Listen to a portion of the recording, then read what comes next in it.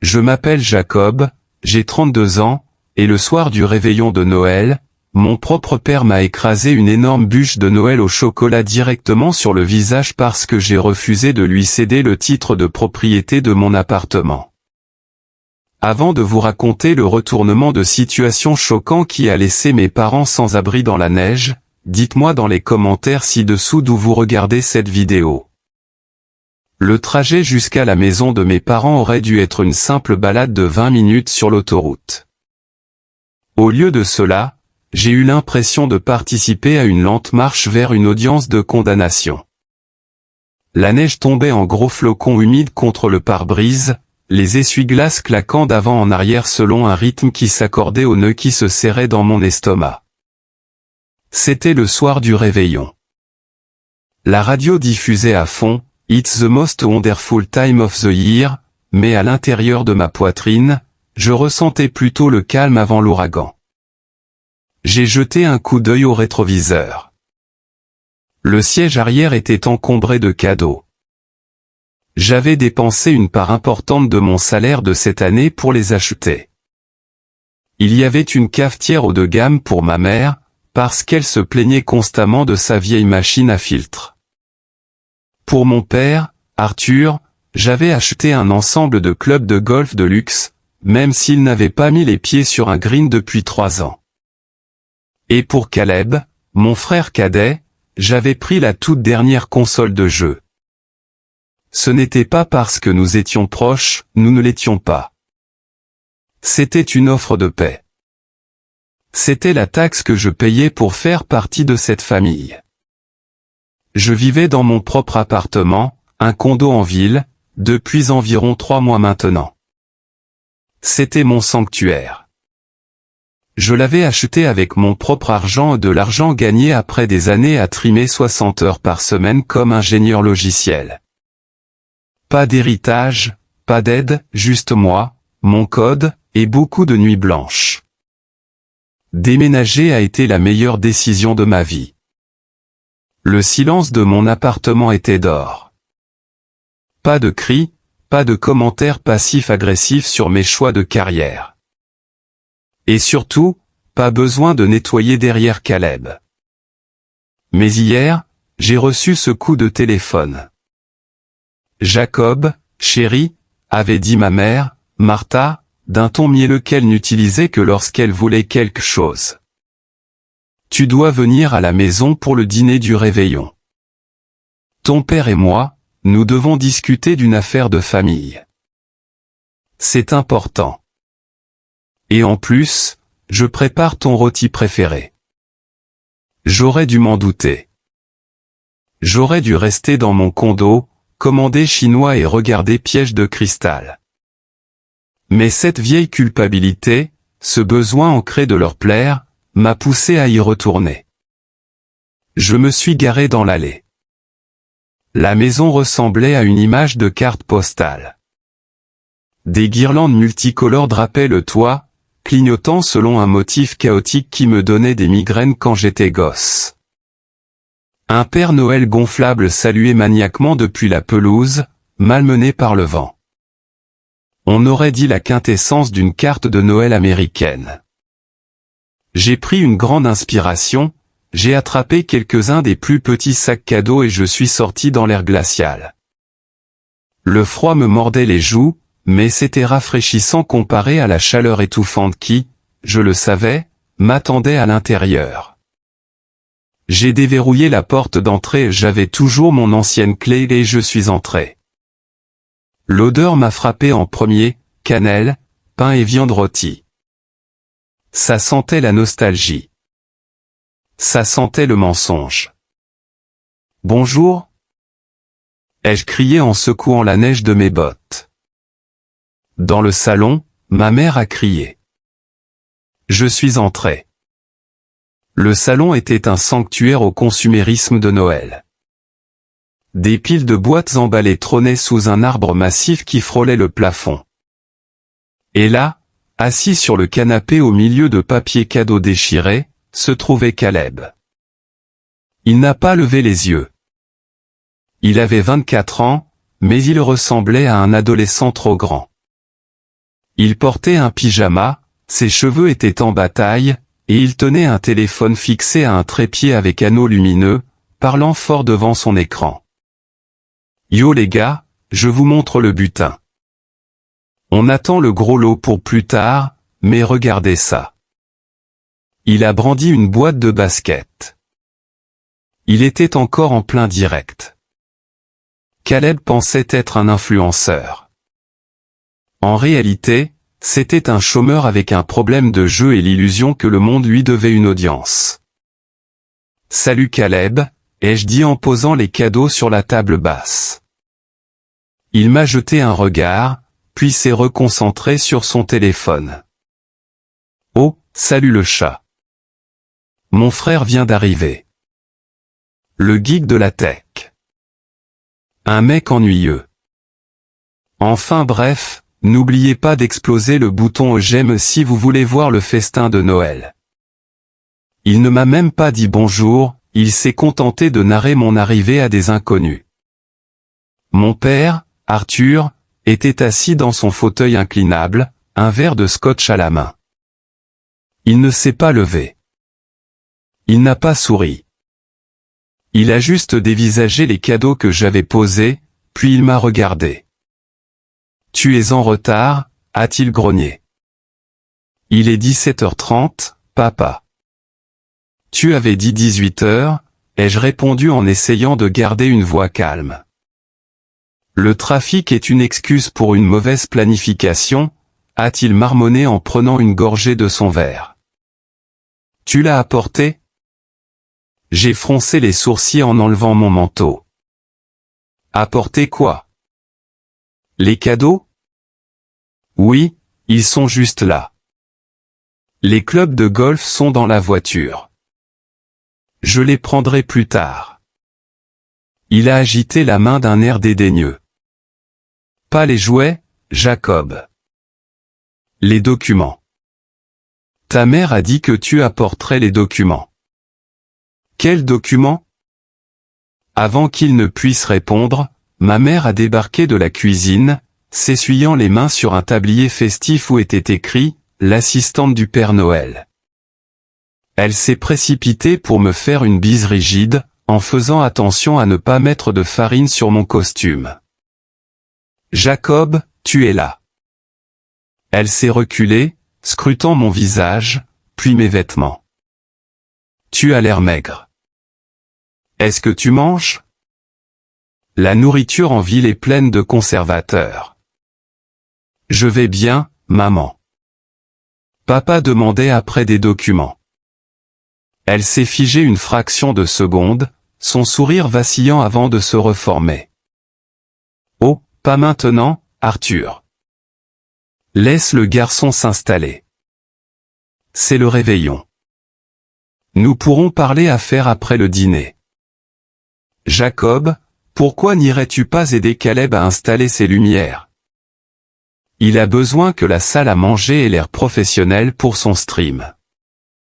J'ai regardé Caleb, qui posait maintenant avec un flacon de parfum qu'il avait dû ouvrir d'un cadeau en avance. Maman, je ne suis pas éclairagiste. Je viens de conduire 1 heure sous une tempête de neige. C'est pour la famille, Jacob, a-t-elle dit, sa voix descendant dans cette octave qui signifiait « fais-le, sinon ». Soutiens ton frère. Sa carrière d'école. Sa carrière? Ai-je ricané entre mes dents. Mais je n'ai pas insisté. Pas encore. Je suis passé dans la salle à manger. La table était dressée pour un roi, porcelaine fine, verre en cristal, argenterie polie. Et au centre, trônant sur un plat en cristal, se trouvait le chef-d'œuvre, une bûche de Noël. C'était une bûche parfaitement roulée, recouverte d'une épaisse ganache au chocolat noir texturé pour ressembler à de l'écorce, avec des champignons en meringue et des feuilles de houx en massepain. C'était mon dessert préféré. Chaque année, je l'attendais avec impatience, et chaque année depuis 10 ans, quelque chose venait tout gâcher. L'année dernière, Caleb avait éternué dessus par accident. L'année d'avant, papa l'avait fait tomber parce qu'il était ivre. J'ai fixé le gâteau, sombre et riche à souhait. Il avait l'air parfait. Peut-être que cette année serait différente. Peut-être que nous pourrions enfin nous asseoir, manger du gâteau et rire. N'y touche pas. La voix de Caleb a retenti derrière moi. Il se tenait dans l'encadrement de la porte, téléphone en main. J'ai besoin de faire des plans de coupe avant que quelqu'un ne la coupe. C'est pour l'esthétique. Je ne la touchais pas, Caleb. Tant mieux, parce que ce direct est sponsorisé. Enfin, pas officiellement, mais je tague la boulangerie pour essayer d'obtenir un contrat. Il est passé devant moi, fourrant la caméra de son téléphone à quelques centimètres du glaçage. Je l'ai regardé, un homme adulte se comportant comme un enfant, et j'ai ressenti une vague d'épuisement. J'ai regardé autour de la pièce. Les murs étaient couverts de photos, Caleb gagnant un trophée de participation au foot, Caleb au bal de promo, Caleb à sa remise de diplôme du lycée. Il y avait une seule photo de moi, petite, coincée dans un coin, datant de l'époque où j'avais décroché mon premier emploi. Mon estomac s'est noué. J'aurais dû faire demi-tour à cet instant précis. J'aurais dû sortir, monter dans ma voiture et retourner dans mon condo silencieux et paisible. Mais je ne l'ai pas fait. Je suis resté. Et ce fut ma première erreur de la soirée. À table dans 10 minutes. A crié maman. Jacob, sers le vin et prends le bon millésime. On fête quelque chose ce soir. On fête quoi? Ai-je demandé à la pièce vide. Personne n'a répondu. Mais la façon dont mon père me fixait depuis le salon, les yeux plissés comme un faucon repérant une souris, me disait que la fête n'était pas pour moi. Elle allait se faire à mes dépens. En débouchant la bouteille de Cabernet à un millésime qui, je le savais, coûtait plus cher que toute la garde-robe de Caleb, mes pensées ont dérivé. Revenir dans cette maison, c'était comme parcourir un musée de ma propre inadéquation.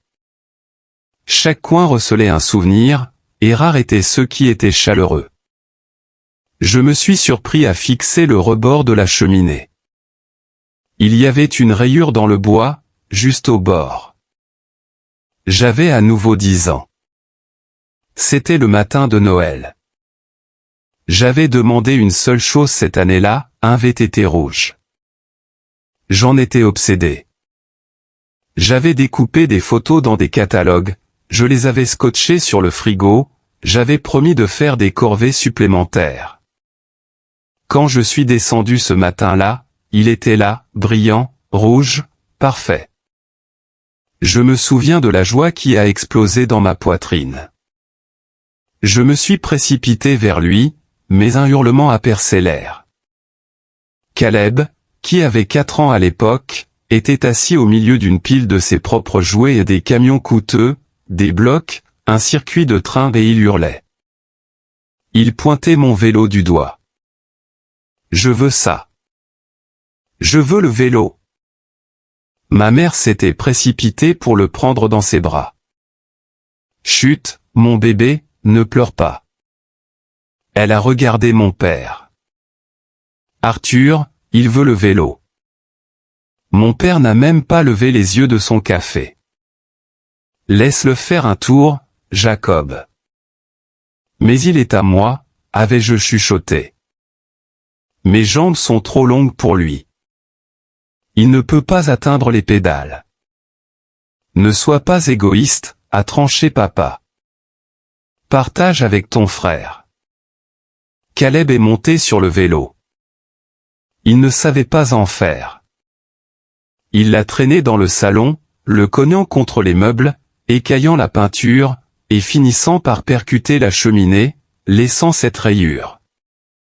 10 minutes plus tard, lassé, il l'a abandonné par terre. Quand je suis allé le ramasser, papa m'a crié dessus parce que je laissais traîner un objet dangereux. C'était la dynamique, Caleb voulait, Caleb obtenait, Jacob travaillait, Jacob donnait. Tu es encore dans la lune? Je suis revenu à la réalité. Maman se tenait à côté de moi avec un bol de purée. Tu as toujours vécu dans ta tête. C'est sans doute pour ça que tu es encore célibataire. Je me concentre sur ma carrière, maman. L'ingénierie logicielle est une carrière exigeante. Elle a reniflé. Rester devant un ordinateur toute la journée. Caleb, lui, est sur le terrain, il crée des liens. Il construit une marque. J'ai servi le vin, remplissant 4 verres. Est-ce que sa marque paie déjà son loyer? Ou est-ce que c'est encore vous qui couvrez les frais? Les yeux de ma mère se sont plissés. Elle s'est approchée, sa voix tombant dans un murmure dur. Ne commence pas. Ton frère traverse une phase de transition. Il est sensible. Tu as tellement de choses, Jacob. Tu as ce boulot chic, ce gros salaire, ce immense appartement pour toi tout seul. C'est embarrassant. Embarrassant que je réussisse? Embarrassant que tu l'accapares, a-t-elle sifflé. La famille s'entraide. C'est ça, l'esprit de Noël, donné. Elle m'a arraché la bouteille de vin des mains et s'est dirigée vers la table. Je suis resté là, sentant le sang me monter au visage. Accaparé. J'ai payé mes impôts. J'ai remboursé mes prêts étudiants. Je leur ai envoyé de l'argent pour leur anniversaire. Et maintenant, posséder un appartement de 2 chambres, c'était accaparé. Je me suis approché de la table. La bûche de Noël semblait se moquer de moi. Elle était magnifique, mais elle ressemblait à un appât. Je me suis souvenu d'une autre chose à ce moment-là, la vraie raison pour laquelle j'avais déménagé il y a 3 mois. Ce n'était pas seulement le bruit. C'était l'incident du double des clés. J'étais rentré du travail plus tôt un jour pour découvrir que ma chambre dans la maison familiale avait été retournée. Tiroirs ouverts, vêtements partout. Mes objets de collection en édition limitée, des choses dans lesquelles j'avais investi, avaient disparu. Je les ai retrouvés dans la chambre de Caleb. Il en avait vendu la moitié en ligne pour éponger une dette. Quand j'ai confronté maman, elle a avoué qu'elle lui avait donné la clé de ma chambre parce qu'il avait besoin de sentir qu'il avait accès à son grand frère. C'est ce jour-là que j'ai signé le bail de mon condo. J'avais besoin d'une serrure dont Martha Whittaker n'avait pas la clé. « Assieds-toi, Jacob », a aboyé papa depuis le bout de la table. J'ai pris place. La chaise était dure et inconfortable. Caleb était assis en face de moi, ajustant son trépied pour que l'anneau lumineux se reflète dans ses yeux. Ok, le direct commence dans 3, 2. A chuchoté Caleb, avant d'arborer un faux sourire aveuglant. Salut la famille. Joyeux Noël. Nous sommes ici au domaine Whittaker, sur le point de dégager ce festin. Un grand merci à maman Whittaker pour la tambouille. Il a tourné la caméra vers maman, qui a fait un signe de la main en rayonnant. Puis il l'a tourné vers papa, qui a levé son verre stoïquement. Puis vers moi. Et voici Jacob le Grinch, Harry Caleb. Souris, frérot. Tu es sur Internet. Je n'ai pas souri. J'ai pris une gorgée de vin. Il avait un goût aigre. Ou peut-être était-ce juste la bile qui me montait à la gorge. À table, a dit papa. On a fait passer les plats, rôtis de bœuf, pommes de terre au beurre, haricots verts au bacon. C'était techniquement délicieux, mais je n'en sentais pas le goût. J'attendais que le couperet tombe les documents, la discussion. Ça n'a pas traîné. Vers le milieu du repas, juste au moment où je coupais un morceau de bœuf, papa s'est raclé la gorge. C'était un son sourd et puissant qui exigeait l'attention. Caleb a coupé le son de son stream une seconde, un rare moment de conscience. Jacob, a dit papa en s'essuyant la bouche avec une serviette en lin. Ta mère et moi avons réfléchi à ta situation de logement. J'ai posé ma fourchette. Ma situation va très bien, papa. J'adore mon appartement. C'est proche du travail. C'est calme. C'est égoïste, a interrompu papa. Silence. Même Caleb a levé les yeux, intrigué. Il a rétabli le son de son stream, sentant le drame arriver. Il a incliné le téléphone pour que papa et moi soyons tous deux dans le cadre. Pardon ? Ai-je demandé. Tu as un appartement de 2 chambres dans le quartier du centre-ville, a continué papa, d'une voix calme et factuelle, comme s'il lisait un bulletin météo. 110 mètres carrés, au plafond, fibre optique. Je connais les caractéristiques, papa. C'est moi qui l'ai acheté. Et tu y vis seul, a ajouté maman, sa voix douce mais venimeuse. Tout cet espace gaspillé. Pendant ce temps, ton frère essaie de lancer un empire médiatique depuis sa chambre d'enfant. L'éclairage est mauvais, l'acoustique est terrible. Il ne peut pas se concentrer avec nous, les vieux, qui tournons autour. J'ai regardé maman, puis papa, puis Caleb, qui essayait de prendre un air d'artiste torturé. Et alors ? Ai-je demandé, même si je savais déjà où cela menait. Et alors, a dit papa en se penchant en avant, posant ses coudes sur la table. Nous avons décidé qu'il était temps de faire un échange.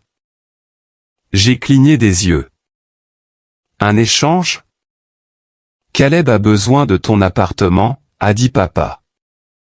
Il a besoin de l'espace pour son studio. L'emplacement est meilleur pour son réseau. Toi, d'un autre côté, tu es au bureau toute la journée. Tu n'as pas besoin de luxe. Tu as besoin d'économiser. Donc, Caleb emménagera dans ton appartement. Et toi, tu reviendras ici. J'ai ri. C'était un rire sec et sans joie. Bonne blague, papa. Joyeux Noël. Le visage de papa n'a pas bougé. Ce n'est pas une blague. J'ai fait préparer les papiers à un accord de transfert de bail où idéalement, tu nous cèdes simplement le titre de propriété pour qu'on le garde en lieu sûr, et nous laisserons Caleb gérer la propriété. La pièce a semblé tourner. Il ne me demandait pas de leur prêter du sucre. Il me demandait ma maison, mon sanctuaire, la seule chose que je possédais vraiment. Vous voulez que je donne mon appartement à Caleb ? Ai-je répété, m'assurant que la caméra entende chaque mot. Pas donné, a dit Caleb, prenant la parole pour la première fois. Réalloué. Vois ça comme un investissement dans ma marque. Quand je serai au sommet, je t'achèterai genre de maison. Tu ne peux même pas te payer ton propre déjeuner, Caleb, ai-je rétorqué. Et papa a frappé la table du poing. L'argenterie a cliqueté. Surveille tonton. Nous sommes une famille. Nous partageons nos ressources. Tu as un surplus, ton frère a un besoin. C'est un calcul mathématique simple, Jacob. Ce n'est pas des maths, papa. C'est du vol. Du vol ? Maman a eu un haut le cœur en serrant ses perles, des perles que je lui avais achetées il y a 3 ans. Comment oses-tu, après tout ce que nous avons fait pour toi ? Nous t'avons élevé. Nous t'avons nourri. Et je vous ai remboursé, ai-je dit, la voix montante. J'ai payé un loyer du jour où j'ai eu 18 ans jusqu'au jour où je suis parti. J'ai acheté la voiture que tu conduis, maman. J'ai payé la nouvelle toiture l'été dernier. C'est ton devoir. A hurlé papa. Tu es l'aîné. C'est ton devoir de tirer la famille vers le haut. Caleb est spécial. Il a du talent. Il a juste besoin d'un coup de pouce. Toi, tu es une ouvrière. Tu peux travailler de n'importe où. Tu peux travailler depuis le sous-sol, ici. Le sous-sol? Je l'ai fixé. Tu veux que je vive dans le sous-sol humide et non fini pour qu'il puisse vivre dans mon appartement de luxe? C'est temporaire, a supplié maman. Juste pour 1 an ou 2, le temps que Caleb se stabilise. J'ai regardé Caleb. Il souriait en coin. Il savait qu'il avait gagné. Il gagnait toujours. Il a regardé l'écran de son téléphone et a fait un clin d'œil à ses spectateurs. Quelque chose en moi a craqué. Le fantôme du petit garçon de 10 ans qui avait perdu son vélo s'est levé et a dit « Ça suffit ». L'air dans la salle à manger était si lourd de prétention qu'on aurait pu le couper au couteau. Les odeurs festives de cannelle et de rôti de bœuf étaient devenues nauséabondes. J'ai regardé autour de la table ces gens qui partageaient mon ADN. Ils ressemblaient à des étrangers. En fait, pire que des étrangers. Les étrangers n'estiment pas avoir un droit sur le toit que vous avez au-dessus de votre tête.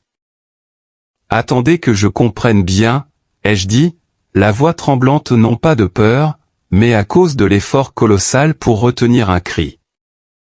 Vous voulez que je signe le titre de propriété, un document légal représentant un demi-million de dollars de mon capital durement gagné au profit de Caleb, gratuitement? Ne sois pas si vulgaire avec l'argent, a craché papa, coupant son steak agressivement. Le couteau a grincé contre la porcelaine, me donnant des frissons dans le dos. C'est une question de potentiel. Caleb est à l'aube de la gloire. Nous devons faciliter cette gloire. Je me suis tourné vers Caleb. Tu as 300 spectateurs, Caleb. La moitié sont des bots. J'ai 4000 abonnés. A répliqué Caleb, le visage rouge. Et l'engagement a augmenté de 20% ce mois-ci. Tu ne comprends rien à l'algorithme, Jacob. Tu es un boomer dans un corps de millénial. C'est moi qui construis les algorithmes que tu utilises pour mendier de l'argent, ai-je contré. Ça suffit. Est intervenue maman, versant plus de vin dans le verre de papa, la main tremblante. Jacob, arrête d'attaquer ton frère.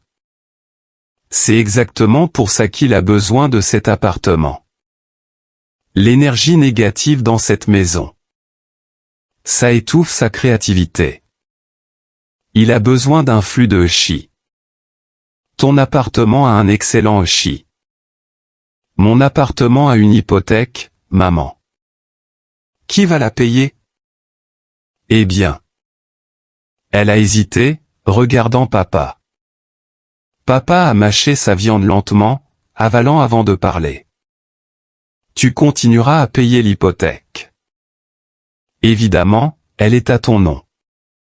Ce serait une fraude si tu ne le faisais pas. Je l'ai fixé, bouche bée. Donc, je paie l'hypothèque, les charges, les frais de copropriété, et je vis dans votre sous-sol pendant que Caleb détruit mon bien. Il ne le détruira pas, a dit maman rapidement. Il est très artiste. Il a dessiné sur les murs au marqueur indélébile quand il avait 17 ans. C'était une fresque. A hurlé Caleb. J'ai repoussé mon assiette. Je ne pouvais plus supporter ça. Je me suis levé. Non. Le mot a flotté dans l'air simple, calme, pesant. Papa a arrêté de mâcher. Il a levé les yeux, le regard froid et vide. Qu'est-ce que tu as dit? J'ai dit, non. Et non, je ne lui donne pas mon appartement. Je ne reviens pas vivre ici. Et je ne vais certainement pas payer pour qu'il joue à l'influenceur imaginaire dans mon salon. Papa a posé sa fourchette lentement. Assieds-toi, Jacob.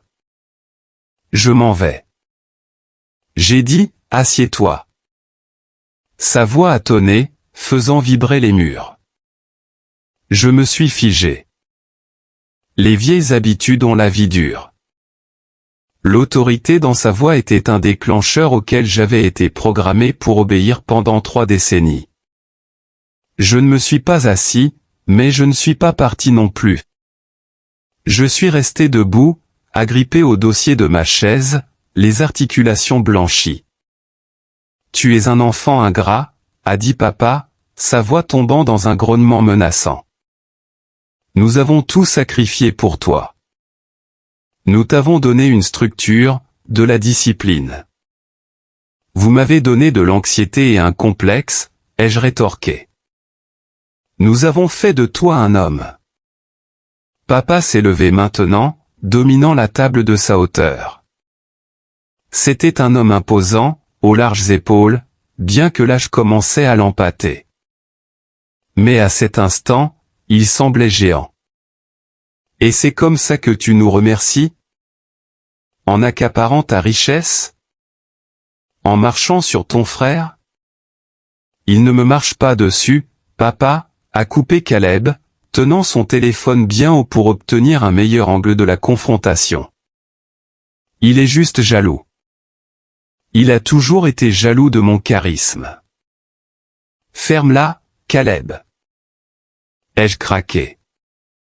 Ne lui dis pas de la fermer. A hurlé maman.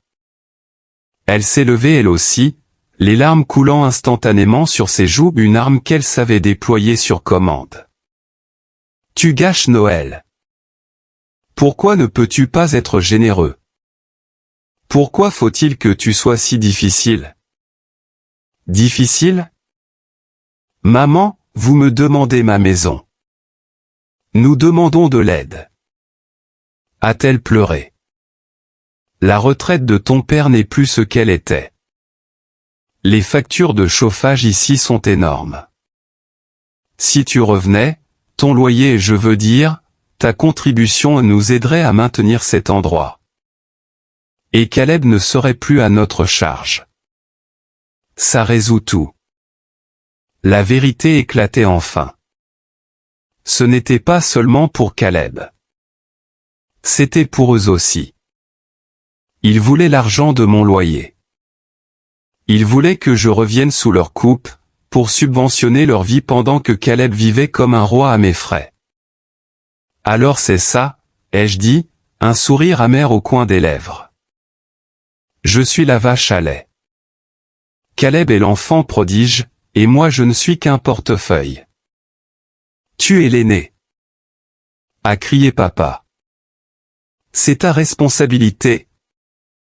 La Bible dit. Ne me cite pas la Bible, Arthur, ai-je dit, en l'appelant par son prénom. Tu n'as pas mis les pieds à l'église depuis 10 ans. La pièce a sombré dans le silence. Manquer de respect à l'autorité religieuse d'Arthur Whittaker était un péché pire que le meurtre dans cette maison. Caleb a chuchoté à son téléphone, « Oh purée, il a osé. » Le chat, vous voyez ça? Envoyez une galaxie si vous pensez qu'il va s'en prendre une. Vous voulez une raison? Ai-je demandé en les regardant tous. Vous voulez savoir pourquoi je n'aiderai pas Caleb? Parce que j'ai vérifié son dossier de crédit.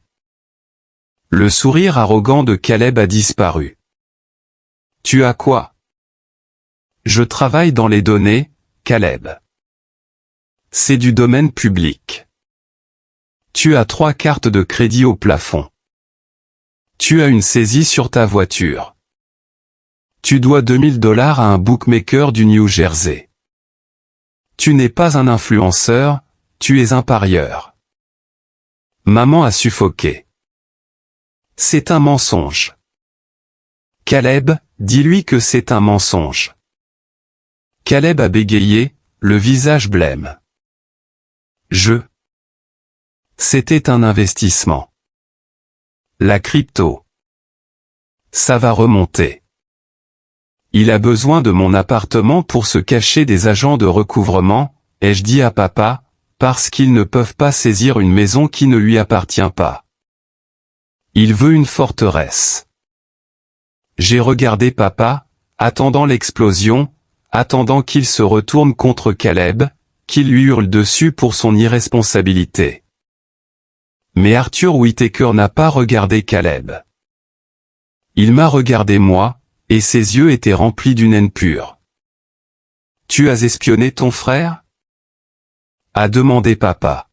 « J'ai protégé mes acquis, ai-je dit. »« Traître » a murmuré papa. « Tu essaies de l'humilier devant nous le soir de Noël. » Il s'humilie tout seul.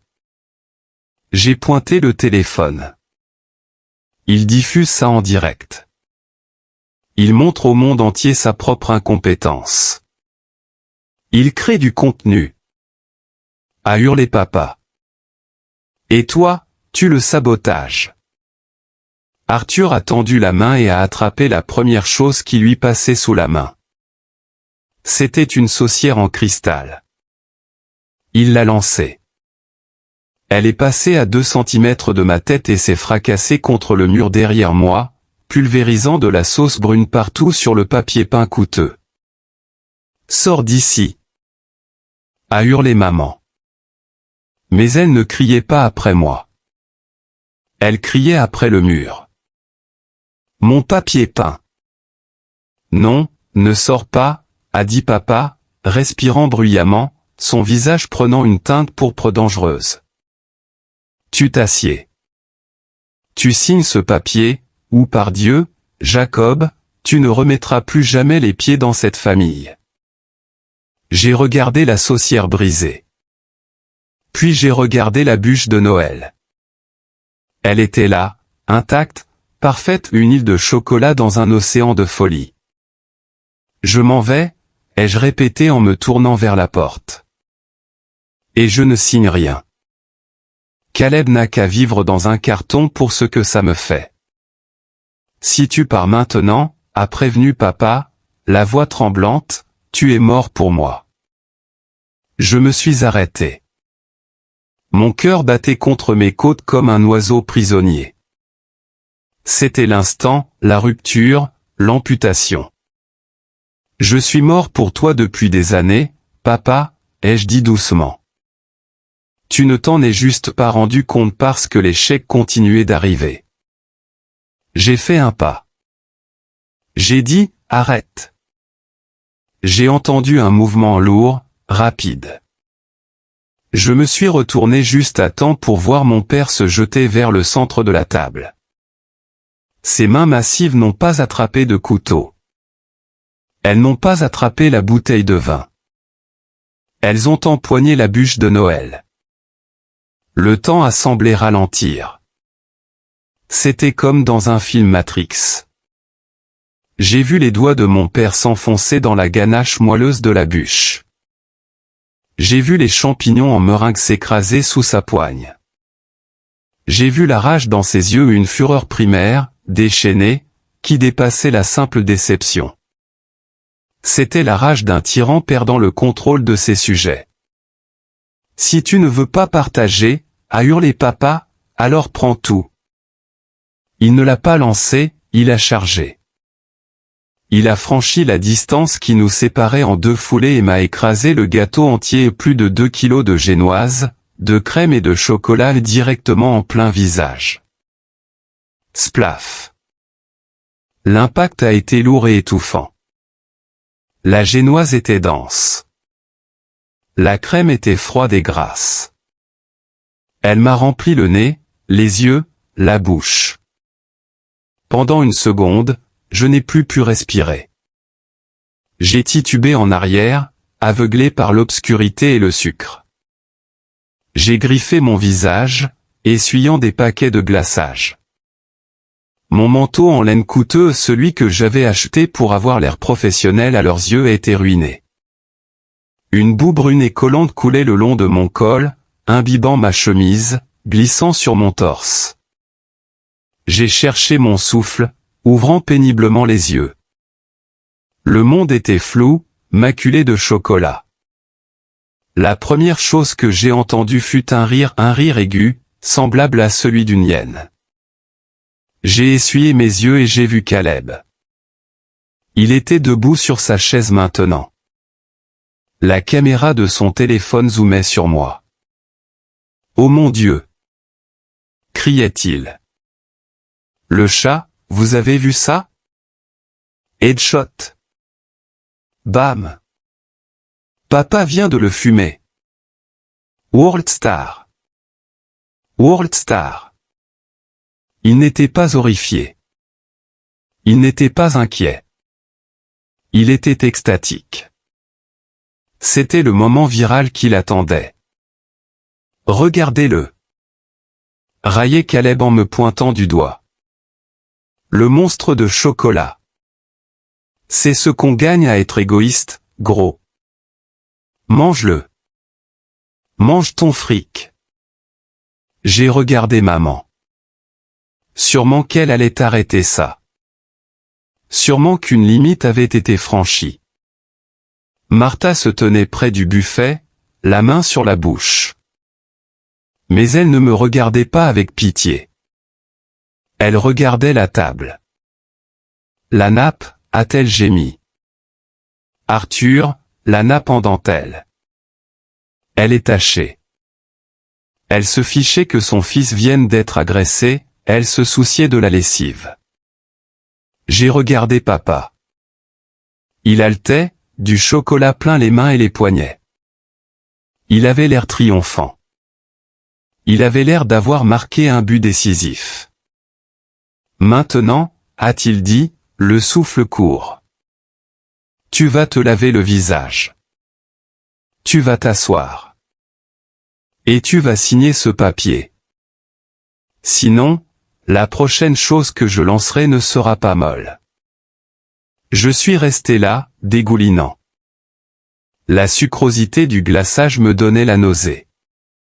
L'humiliation me brûlait plus fort que la honte. Mais étrangement, sous le choc, quelque chose d'autre émergeait, une clarté froide et dure. C'était fini. J'ai fouillé dans ma poche, la main glissante de crème, et j'ai sorti mon téléphone. J'ai essuyé l'objectif de la caméra avec la seule partie propre de ma manche. « Qu'est-ce que tu fais ?» a demandé papa en plissant les yeux. « Je documente », ai-je dit calmement. Ma voix sonnait bizarrement à mes propres oreilles. Un calme plat. Agression. Voix de fait. Caleb, continue de filmer. Tu es en train de fournir d'excellentes preuves pour mon avocat. Avocat? Papa a ri. Je suis ton père. On ne poursuit pas son père. Regarde-moi bien faire. Espèce de sale ingrat. Papa a fait un pas en avant, le poing levé. Fais-le, l'ai-je défié. Fais-le devant la caméra. Laisse le monde entier voir qui est réellement Arthur Whittaker, le diacre de l'église, le pilier de la communauté, qui bat son fils pour un appartement. Papa a hésité. Il a regardé le téléphone de Caleb, puis le mien. Le voyant rouge d'enregistrement était un moyen de dissuasion que même sa rage ne pouvait ignorer totalement. « Tu n'es pas mon fils », a-t-il craché. Mon fils se sacrifierait pour sa famille. Mon fils comprendrait le sens du devoir. Ton fils n'est qu'un compte en banque pour toi, ai-je dit en essuyant du chocolat sur mon menton. Et le compte est définitivement fermé. Alors dégage. A-t-il grogné. Sors de ma maison. Et ne t'avise pas de reprendre ces cadeaux. Considère-les comme un dédommagement pour la nourriture que tu as gaspillée. La nourriture que j'ai gaspillée. J'ai ri d'un son mouillé et gargouillant. C'est Théoï qui me l'a balancé. Parce que tu m'as provoqué. Tu m'as forcé à le faire. Exactement comme tu as forcé Caleb à bousiller ton vélo. Exactement comme tu fais pleurer ta mère. C'est toujours toi, Jacob. Tu es le poison de cette maison. Le détournement de réalité était total. Absolu. Dans son esprit, il était la victime. Il était le juste punisseur. Je m'en vais, ai-je dit en me tournant vers la porte. Mais ne m'attends pas à l'hôpital quand tu seras vieux. Ne m'attends pas à ton enterrement. Et Caleb, bonne chance avec les usuriers. J'espère qu'ils acceptent les gemmes comme paiement. Attends. A crié Caleb en sautant de sa chaise. Ne pars pas tout de suite. J'ai besoin d'une miniature. Tourne-toi. Laisse-moi prendre une photo du carnage. Il m'a attrapé le bras. Ce fut l'erreur de trop. Je me suis retourné et je l'ai repoussé pas fort, juste assez pour qu'il me lâche. Mais Caleb, fidèle à son rôle de diva, a agité les bras comme s'il avait reçu une balle. Il a trébuché en arrière, a pris les pieds dans le tapis et est tombé sur les fesses. Agression. A hurlé Caleb devant son téléphone. Il m'a frappé les gars. Il m'a frappé. Tu as touché à mon fils. A rugi papa. Il a empoigné une lourde chaise en bois. Il l'a levée au-dessus de sa tête. J'ai reculé, main levée. On y était. Il allait vraiment me tuer la veille de Noël pour un appartement. Papa, pose ça, ai-je dit, ma voix craquant enfin. Je vais te donner une leçon que tu n'oublieras jamais. A-t-il hurlé, son visage déformé par un masque de pure violence. Il a fait un pas vers moi, et à ce moment-là, la porte d'entrée, que j'avais laissée non verrouillée en entrant, s'est ouverte avec fracas. Une rafale de vent glacial s'est engouffrée dans le couloir, apportant de la neige avec elle. Vlan. Vlan. Le son d'une lourde canne frappant le parquet a résonné comme des coups de feu. Tout le monde s'est figé. Papa a légèrement abaissé la chaise. Caleb a cessé de hurler. Maman a regardé vers le couloir. Se tenant là, encadré par la neige tourbillonnante et les lumières de Noël clignotantes à l'extérieur, se trouvait une silhouette vêtue d'un lourd manteau de laine et d'une casquette. C'était grand-père Thomas. Mon grand-père, Thomas Whittaker, avait 78 ans.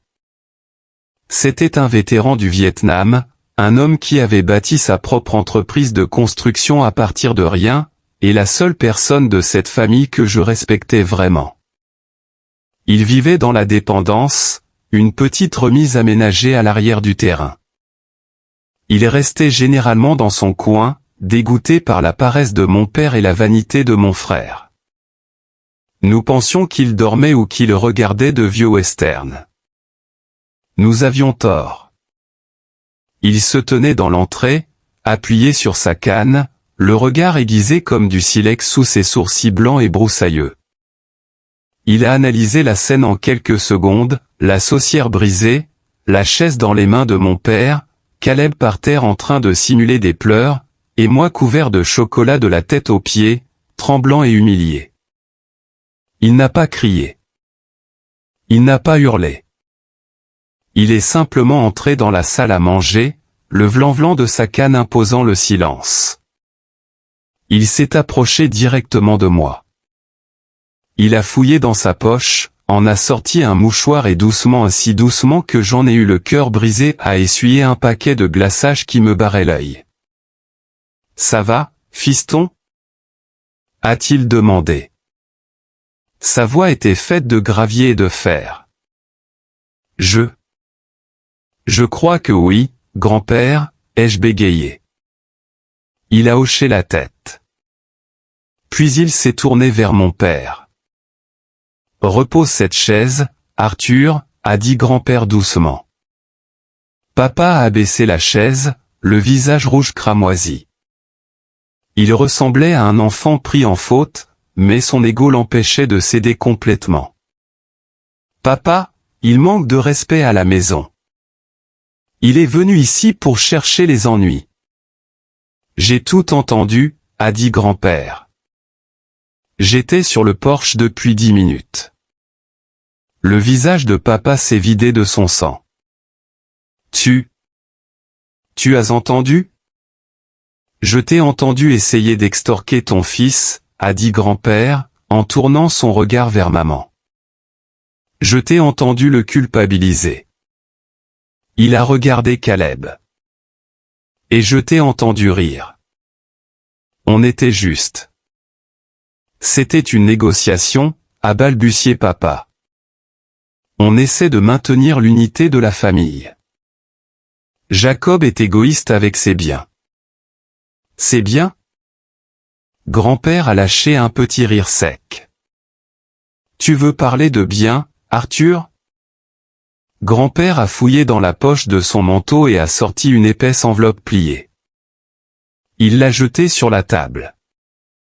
Elle a atterri juste à côté du plat vide où se trouvait le gâteau. Qu'est-ce que c'est?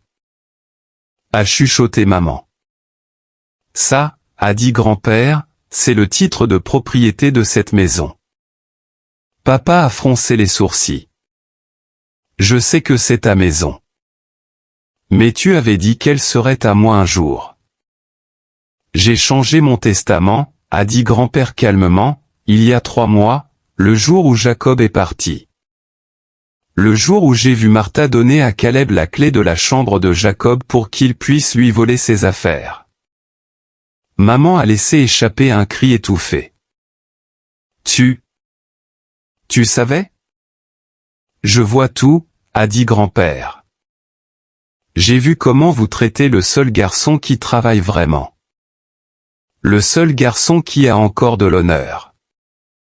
Grand-père a pointé un doigt crochu vers l'enveloppe. J'ai signé le transfert de propriété sous forme de donation entre vifs. Ça veut dire, de mon vivant. Le transfert a été enregistré la semaine dernière. Et alors? Et alors quoi? A demandé papa, transpirant maintenant. Alors tu me l'as donné plus tôt pour économiser sur les droits de succession? Grand-père a souri. Ce n'était pas un beau sourire, c'était un sourire de requin. Non, Arthur. Je ne te l'ai pas donné. Grand-père s'est tourné vers moi. Il a posé sa main sur mon épaule maculée de chocolat. Je l'ai donné à Jacob. Le silence qui a suivi était assourdissant. Il était plus pesant que la neige au dehors. Quoi? A chuchoté Caleb en abaissant son téléphone. Cette maison, a dit grand-père, sa voix résonnant clairement, ce terrain, la dépendance où je vis. Tout cela appartient à Jacob Whittaker depuis le 15 décembre. C'est impossible, a hurlé papa. Tu ne peux pas faire ça. Je suis ton fils.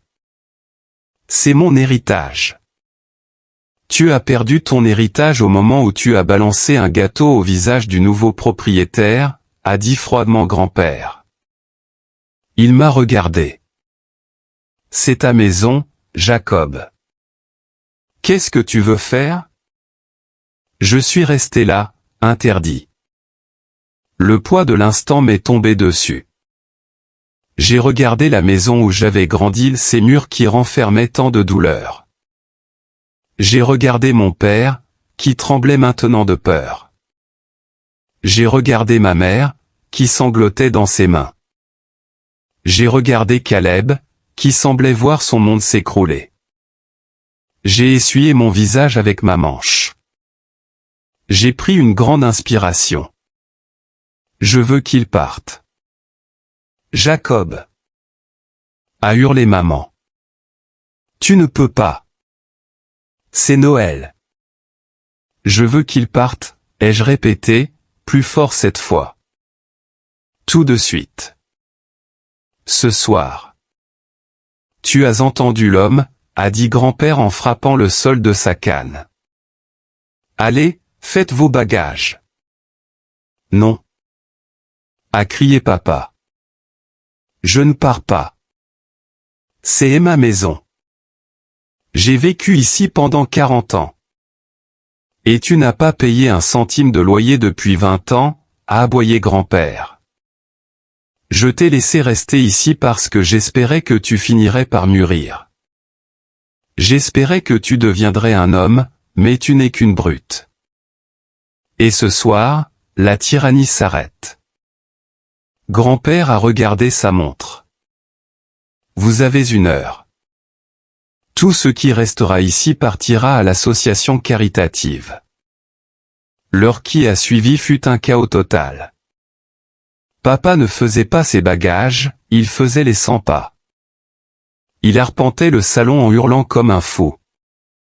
Il n'a pas le droit. C'est illégal. C'est ma résidence principale. J'ai des droits. Criait-il au mur. Ce n'est pas une occupation illégale si tu es de la famille, papa, ai-je dit calmement. J'étais dans la cuisine, lavant le chocolat sur mon visage avec du liquide vaisselle. Et grand-père était le propriétaire. Enfin, c'est moi maintenant. Et je révoque ton droit d'occupation. Techniquement, tu es un intrus maintenant. Un intrus. Papa a attrapé un vase sur la cheminée et l'a fracassé au sol. Je vais te montrer ce que c'est qu'un intrus. Maman était hystérique. Elle courait partout, jetant des objets au hasard dans des sacs poubelles, albums photos, argenterie, décorations de Noël. Elle n'emballait pas de vêtements, elle emballait les objets de valeur. Mes figurines en porcelaine. Pleurait-elle. Caleb, aide-moi à emballer ça. Mais Caleb n'aidait pas. Il était assis sur les marches, en pleurs. De vraies larmes cette fois. Où est-ce que je vais aller? Je ne peux pas vivre dans un motel. Le Wi-Fi est pourri dans les motels. Va chez ta copine, ai-je suggéré en m'essuyant le visage avec de l'essuie-tout. Elle m'a largué la semaine dernière parce que je lui avais emprunté sa carte de crédit, a sangloté Caleb. Choquant, ai-je marmonné. Grand-père s'était installé dans le fauteuil de papa, le trône de la maison, et sirotait le scotch de papa. Il avait l'air serein, comme un général observant une bataille déjà gagnée. 4 minutes, a annoncé grand-père. Je ne partirai pas. A hurlé papa. Il s'est précipité vers la porte d'entrée et l'a verrouillée. Je reste ici. Que la police vienne. Je leur dirai que tu as forcé un vieillard sénile à signer un acte de vente.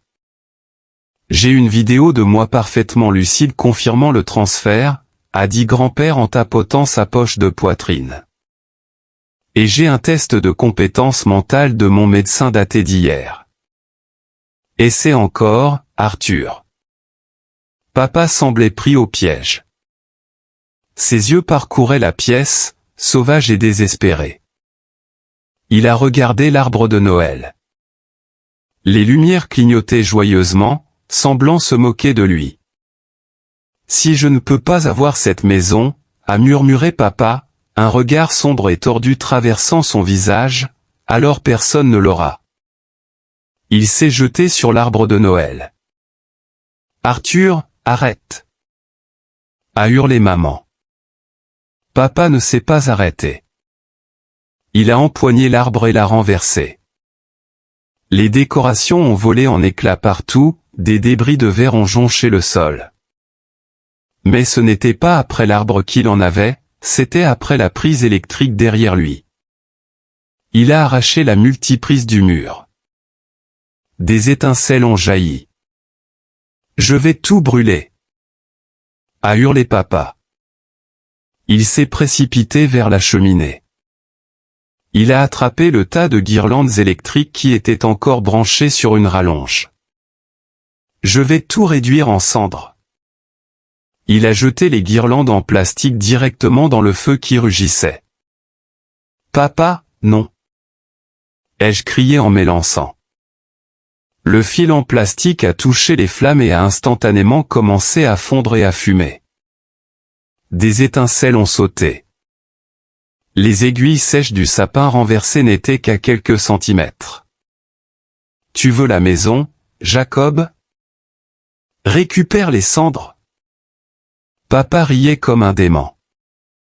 Il a attrapé une bouteille de brandy fort sur le chariot de bar et l'a débouchée. Il allait verser l'alcool sur le feu. Avec le sapin juste à côté, il allait faire exploser le salon. Caleb, arrête de filmer et aide-moi, ai-je hurlé. Caleb est resté assis, pétrifié de terreur. Je n'ai pas réfléchi. J'ai plaqué mon père au sol. Nous sommes tombés lourdement. Il était imposant et porté par l'adrénaline, mais j'étais plus jeune et désespéré. Je lui ai attrapé le poignet pour essayer de lui arracher la bouteille. Le brandy a giclé, imbibant le tapis, frôlant les flammes de quelques centimètres. Lâche-moi, criait papa en me frappant dans les côtes. Tu es fou, ai-je grogné en immobilisant son bras. Grand-père, appelle le 911. Ai-je hurlé. Déjà fait, a dit grand-père calmement depuis son fauteuil. La police et les pompiers sont à 3 minutes. Papa a entendu les sirènes au loin. Le son a semblé le sortir de sa rage, remplacé par une panique pure. Il a arrêté de se battre. Il est devenu tout mou. La police, a-t-il murmuré. Tu as appelé la police contre ton propre père? Tu as tenté un incendie criminel, Arthur, a dit grand-père en se levant. C'est un crime grave. Je me suis dégagé de lui, cherchant mon souffle. Mes côtes me faisaient souffrir. J'ai repoussé la bouteille de brandy du pied. Papa s'est assis, regardant ses mains. Puis il a regardé maman. Martha, dis-leur, a-t-il plaidé. Dis-leur que c'était un accident. Dis que j'ai trébuché. Maman a regardé le sapin à terre. Elle a regardé le vase brisé. Elle m'a regardé, moi, meurtri et couvert de marques. Et finalement, elle a regardé Arthur. Tu as jeté les lumières dans le feu, Arthur, a-t-elle chuchoté. Tu as essayé de nous tuer. J'étais en colère, a crié papa. C'est la passion. C'est le stress. C'est fini, ai-je dit. Des lumières bleues et rouges ont clignoté à travers la fenêtre, illuminant la neige. Les sirènes se sont tues alors que les patrouilles s'arrêtaient dans l'allée. Papa s'est redressé précipitamment. Je dois partir. Je ne peux pas aller en prison. Ma réputation. Il s'est précipité vers la porte arrière. Ne te fatigue pas, a dit grand-père. J'ai verrouillé le portail arrière. On a frappé lourdement à la porte d'entrée. Police. Ouvrez. Je suis allé ouvrir.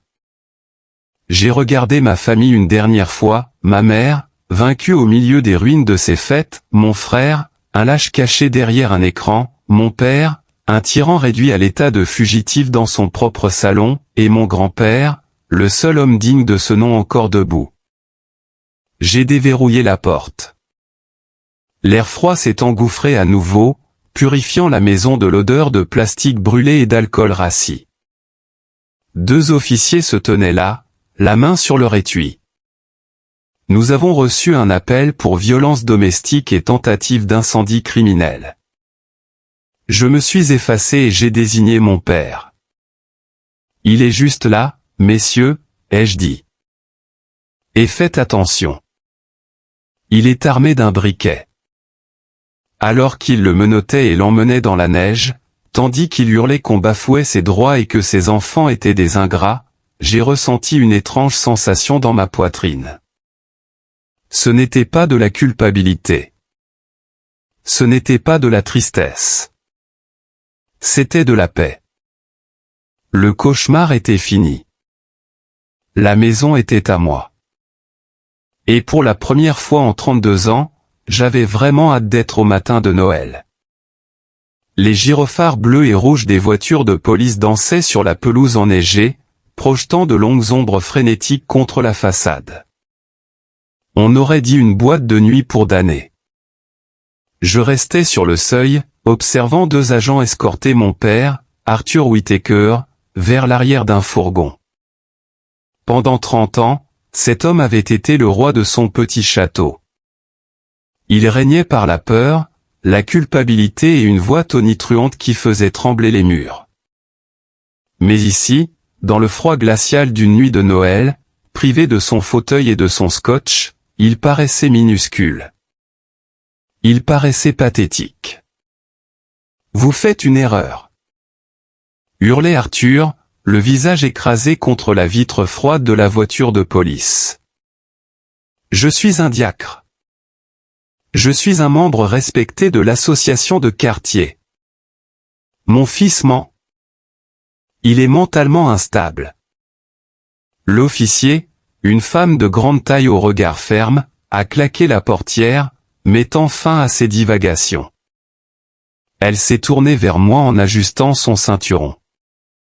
Nous aurons besoin des dépositions de tout le monde, a-t-elle dit, sa respiration formant un nuage de vapeur. Et nous aurons besoin de la preuve vidéo dont vous avez parlé. Je me suis tourné vers Caleb. Il se tenait près de la rampe du Porsche, tremblant violemment. Il n'avait pas de manteau. Il serrait son téléphone comme une bouée de sauvetage. Son visage était blême, ses yeux écarquillés par un mélange de terreur et de confusion. Il n'avait pas encore réalisé que sa quête de célébrité sur Internet venait de détruire sa famille. « Donne-le-moi, Caleb », ai-je dit en tendant la main. « Je peux pas », a-t-il bégayé. « C'est sur le cloud. C'est mon bien. C'est une pièce à conviction », a dit l'officier en s'approchant de moi. « Donnez le téléphone, jeune homme, ou nous ajouterons entrave à la justice à la liste des problèmes de votre famille ce soir. » Caleb a tendu le téléphone d'un doigt tremblant. L'officier a tapoté l'écran. Le direct était techniquement en pause, mais l'enregistrement était sauvegardé. Elle a fait défiler la chronologie. J'ai regardé par-dessus son épaule. Tout y était, en haute définition, la rage de mon père, le gâteau s'écrasant sur mon visage, les insultes, et enfin le bouquet final Arthur attrapant les guirlandes, hurlant qu'il allait tout brûler et les jetant dans la cheminée. « D'où Jésus ?» a murmuré l'officier. L'intention est claire. Incendie criminel dans un lieu habité, agression, vandalisme. Elle a regardé Caleb. Vous avez tout filmé. Vous n'avez pas essayé de l'arrêter.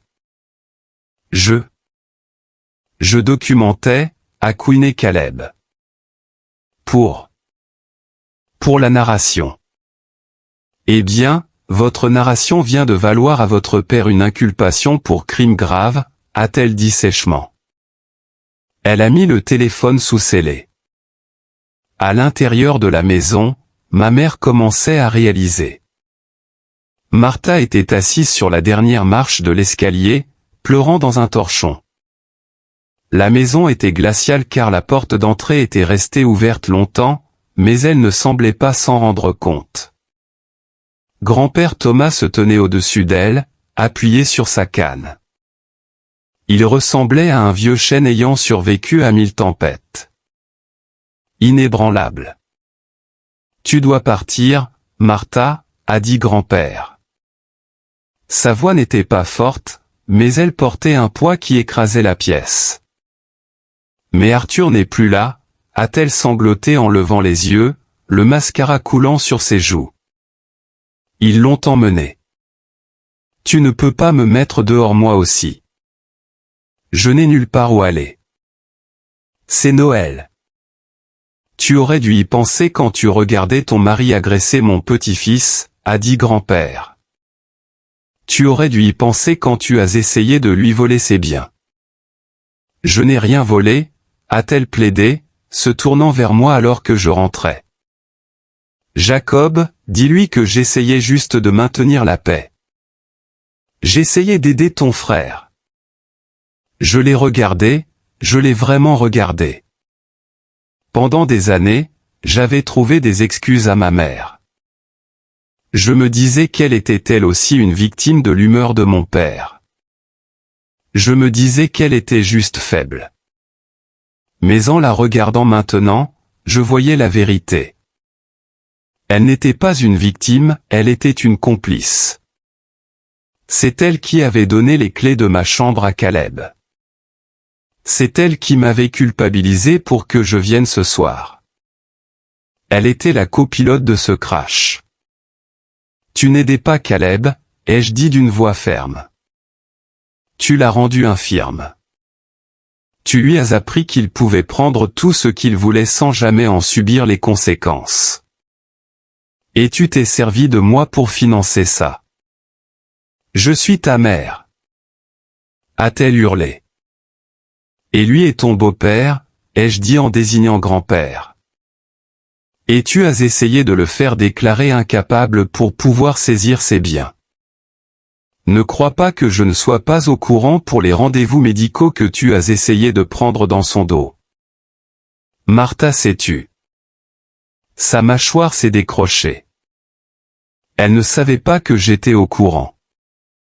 J'avais trouvé les messages sur le répondeur de la maison il y a des mois, lors d'une visite.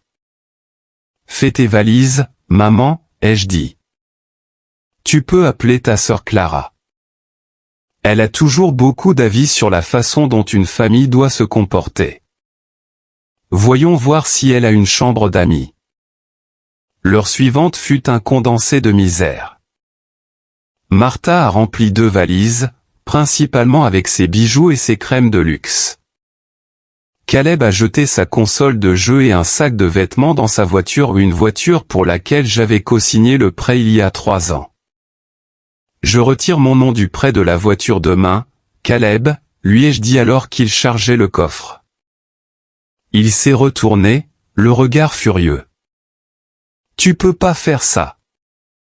Ils vont la saisir. Alors tu ferais mieux de trouver un boulot, ai-je dit.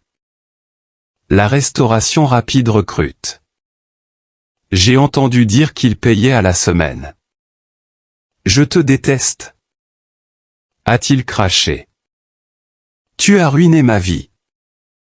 Non, Caleb, ai-je dit en regardant la neige tomber sur ses baskets de marque. J'ai juste arrêté de payer pour elles. Ils sont partis dans la nuit enneigée, suivant la voiture de police qui emmenait mon père. La maison est retombée dans le silence. Le vent sifflait à travers la porte ouverte. Je suis rentré et j'ai fermé la porte. J'ai tourné la clé. Le clic du verrou a sonné comme la note finale d'une symphonie. Grand-père était dans la cuisine, balayant les éclats du vase et des décorations. Je suis allé lui prendre le balai. Je m'en occupe, grand-père. Assieds-toi. Il a secoué la tête. J'ai besoin de bouger. Ça fait circuler le sang.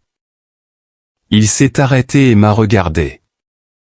J'avais encore le visage rouge à force d'avoir frotté pour enlever le sucre, et ma chemise était tachée de marron.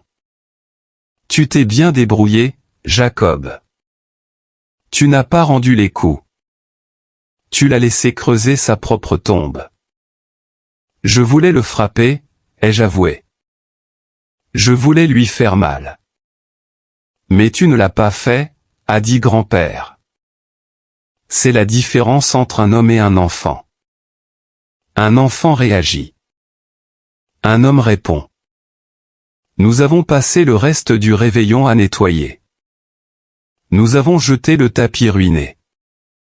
Nous avons traîné le sapin à moitié brûlé sur le trottoir. C'était symbolique. Nous purgions la maison de sa moisissure. À minuit, la maison était propre. Vide, mais propre. Nous nous sommes assis dans la cuisine pour manger des sandwichs au jambon et boire le vin coûteux que j'avais apporté. Alors, a dit grand-père en prenant une bouchée de son sandwich. Et maintenant? Maintenant, ai-je dit, regardant cette cuisine qui était enfin véritablement la mienne, maintenant, on prend un avocat. Les jours suivants furent un tourbillon de chaos juridique. J'ai engagé Franklin Moore, un avocat redoutable spécialisé dans le droit successoral et les litiges familiaux. Il était cher, me coûtant une bonne partie de mes économies, mais il valait chaque centime. Nous avons déposé une ordonnance de protection contre Arthur, Martha et Caleb. Au vu des preuves vidéo et du rapport d'arrestation, le juge l'a accordé immédiatement. Mais la véritable justice est venue d'Internet. Comme le direct de Caleb avait été saisi, la police a publié une version expurgée du rapport. Et d'une manière ou d'une autre, probablement par l'un des fans de Caleb qui avait enregistré l'écran, la vidéo de l'incident a fuité en ligne. Elle n'est pas devenue virale comme Caleb l'aurait voulu. Elle est devenue virale sur les forums de « justice instantanée ». Des millions de personnes ont vu Arthur Whittaker lancer un gâteau à son fils. Des millions de personnes l'ont entendu hurler qu'il allait brûler la maison. Les commentaires étaient brutaux, ce père mérite d'être en cage. Le frère qui filme. Quel psychopathe. J'espère que le grand frère a gardé la maison et les a laissés dans la neige. Les réseaux sociaux de Caleb ont été inondés de haine. Il a perdu chaque abonné qu'il avait gagné. Il a tenté de publier une vidéo d'excuses où il pleurait en blâmant son éducation, mais les internautes n'ont pas été dupes. Il a été étiqueté comme « le garçon au gâteau », un mème de l'arrogance. Il a dû supprimer tous ses comptes. Sa marque était morte. Arthur ne s'en est pas mieux tiré. La vidéo a fait les informations locales. L'église où il était diacre lui a demandé de démissionner. Son club de golf a révoqué son adhésion. En 48 heures, il est passé du statut de leader communautaire respecté à celui de paria. Puis est venu le coup de grâce financier. J'ai appris par Franklin qu'Arthur avait vidé le fonds d'études de Caleb des années auparavant pour payer de mauvais investissements et ses propres loisirs coûteux.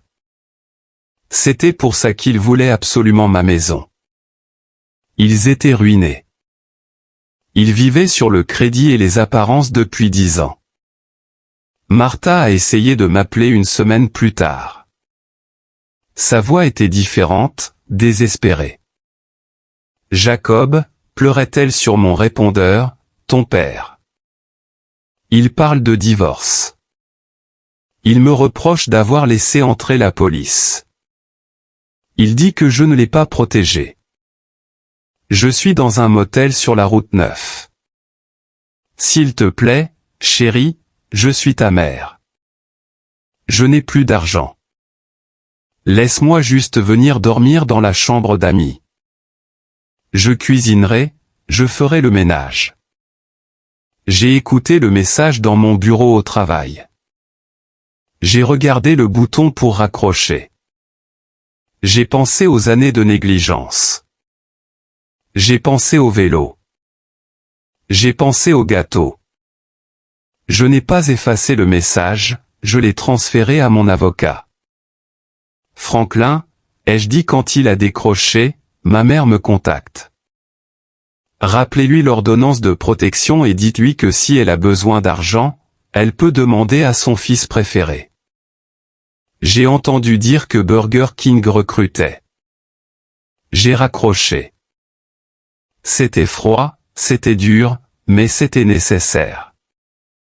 J'en avais fini de m'immoler pour qu'ils aient chaud. 1 an plus tard, la neige tombait à nouveau, exactement comme lors de cette nuit de cauchemar. Mais cette fois, l'atmosphère à l'intérieur de la maison Whittaker était totalement différente. L'odeur de cannelle et de rôti était de retour, mais la tension avait disparu. Un jazz doux passait dans les enceintes à la place des braillements d'un match de foot. Le sapin dans le coin était modeste, décoré de lumières blanches élégantes et d'ornements qui comptaient vraiment pour moi, des souvenirs de mes voyages, des cadeaux faits main par des amis, et quelques vieux soldats en bois que grand-père avait sculptés. J'étais dans la cuisine en train de couper des légumes.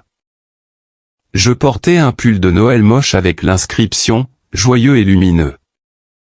Et pour la première fois de ma vie, je le ressentais vraiment. Besoin d'aide pour les carottes? Je me suis retourné pour voir Sarah, ma petite amie depuis 8 mois. Elle est entrée avec un plateau de biscuits. Sarah était tout ce que ma famille n'était pas, gentille, autonome et sincèrement intéressée par moi, pas par mon portefeuille. Nous nous étions rencontrés dans un café près de mon bureau. Et quand je lui ai raconté l'histoire de ma famille, elle ne m'a pas jugé. Elle m'a juste pris la main et a dit, « Tu as survécu. Les carottes sont sous contrôle », ai-je souri en l'embrassant sur la joue. « Comment va grand-père ? Il est dans le salon en train de tricher aux cartes avec ton patron, » a-t-elle ri. Je me suis essuyé les mains et je suis allé au salon.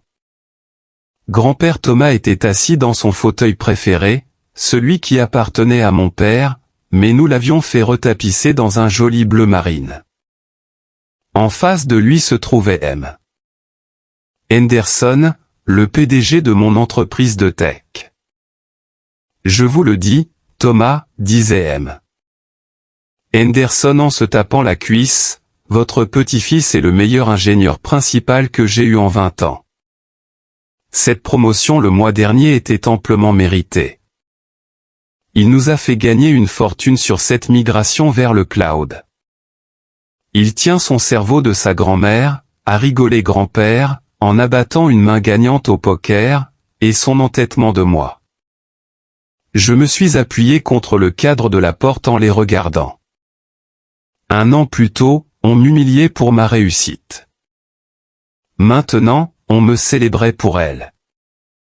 Le contraste était si violent qu'il en était presque douloureux. Grand-père a levé les yeux et m'a vu. Ses yeux se sont plissés de plaisir. Il avait l'air en bien meilleure santé qu'il y a 1 an. Sans le stress d'Arthur et Martha qui le vampirisaient constamment, il s'était épanoui. Il passait ses journées à jardiner à l'arrière et à travailler le bois dans le garage. « Salut gamin », a dit grand-père.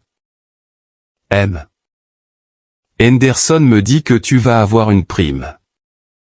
Ça veut dire que c'est toi qui achètes le bon scotch cette année ? J'ai déjà anticipé, grand-père, ai-je dit en désignant le bar.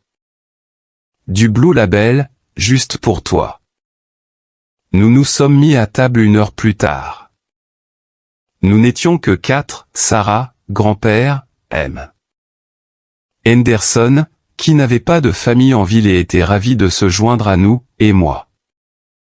Il n'y avait pas de bûche de Noël cette année, nous avions décidé de rompre avec cette tradition. À la place, nous avions une tarte aux pommes. Pendant que nous mangions, la conversation a naturellement dérivé sur l'année écoulée. Ce fut une année passée à nettoyer les décombres. Arthur avait accepté un accord de plaider coupable. Pour éviter une longue peine de prison pour incendie criminel et agression, il a plaidé coupable pour des chefs d'accusation moindres. Il a purgé 6 mois dans la prison du comté et était maintenant sous un régime de probation stricte de 5 ans.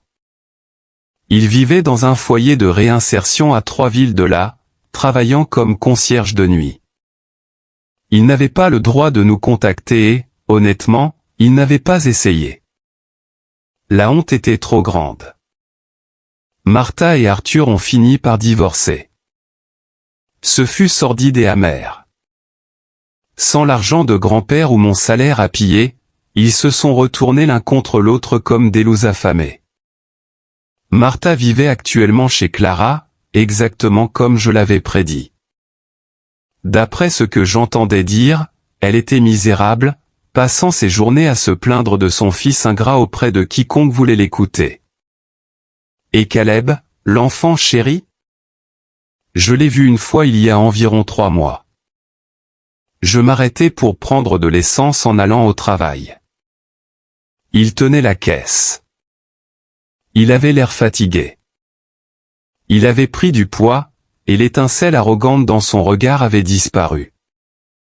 Il portait un badge de travers. Il m'a vu, il n'a rien dit. Il a juste scanné ma boisson énergisante en baissant les yeux. Garde la monnaie, avais-je dit. J'ai pas besoin de ta charité, a-t-il marmonné. Mais il a pris l'argent. Je suis sorti de cette station-service avec un étrange sentiment de pitié. C'était une victime lui aussi, d'une certaine manière la victime d'avoir été gâté jusqu'à la moelle au point de n'avoir plus aucune compétence de survie. Mais ce n'était plus mon fardeau. De retour à table, grand-père a tapoté son verre avec une cuillère. Je voudrais porter un toast, a-t-il dit en se levant lentement. Nous avons tous levé nos verres. À la famille, a dit grand-père, pas celle avec laquelle on est, parce qu'avouons-le, c'est parfois juste un accident biologique, mais la famille qu'on se choisit et les gens qui restent à vos côtés quand l'incendie se déclare, pas ceux qui allument l'allumette. Santé, a dit M. Henderson. Et à Jacob, a continué grand-père, les yeux embués. Tu as pris une maison pleine de fantômes et tu en as fait un foyer. Je suis fier de toi, fiston. Je sais que je plaisante sur mon enterrement, mais quand ce jour viendra, je partirai l'esprit tranquille en sachant que tout ce que j'ai bâti est entre de bonnes mains. Tu as mérité ton héritage, non pas en attendant que je meure, mais en m'aidant à vivre. J'ai senti une boule dans ma gorge. Merci, grand-père. Nous avons trinqué. Le vin était chaud et riche. Le feu crépitait dans la cheminée en toute sécurité cette fois. Dehors, la neige continuait de tomber, enterrant le passé sous un manteau blanc. J'ai regardé Sarah, qui me serrait la main sous la table. J'ai regardé grand-père, souriant en prenant une bouchée de tarte. J'ai pensé au jeune Jacob, le garçon qui pleurait pour un vélo volé. Je voulais remonter le temps et lui dire « Accroche-toi ». Ça finit par aller mieux. Il faut juste avoir le courage de dire non. Le cycle toxique était brisé. La malédiction était levée. Et en regardant ma table, j'ai réalisé que je n'avais pas seulement gagné une maison, j'avais regagné ma vie. Et c'était le plus beau cadeau de Noël de tous. Cette histoire ne parle pas seulement d'un gâteau ou d'une maison. C'est une leçon brutale sur les limites et le respect de soi. Beaucoup d'entre nous sont élevés avec l'idée que la famille passe avant tout, quoi qu'il arrive. On nous apprend que le sang est plus épais que l'eau et que nous devons endurer les abus, la manipulation et le manque de respect simplement parce que nous partageons le même ADN. Mais cette histoire prouve que la toxicité reste de la toxicité, qu'elle vienne d'un étranger ou d'un parent. Le parcours de Jacob nous enseigne 3 choses cruciales. Premièrement, non, est une phrase complète. Vous avez le droit de protéger votre santé mentale, vos finances et votre paix, même si cela met en colère les gens qui ont l'habitude de se servir de vous. Deuxièmement, être complice n'est pas de l'amour. Martha et Arthur n'aimaient pas Caleb, ils l'ont rendu invalide. En le protégeant des conséquences, ils en ont fait un adulte inapte et arrogant. Le véritable amour exige de la responsabilité. Troisièmement, on peut choisir sa famille. Grand-père Thomas, Sarah et même M. Henderson représentent la famille que Jacob s'est choisie.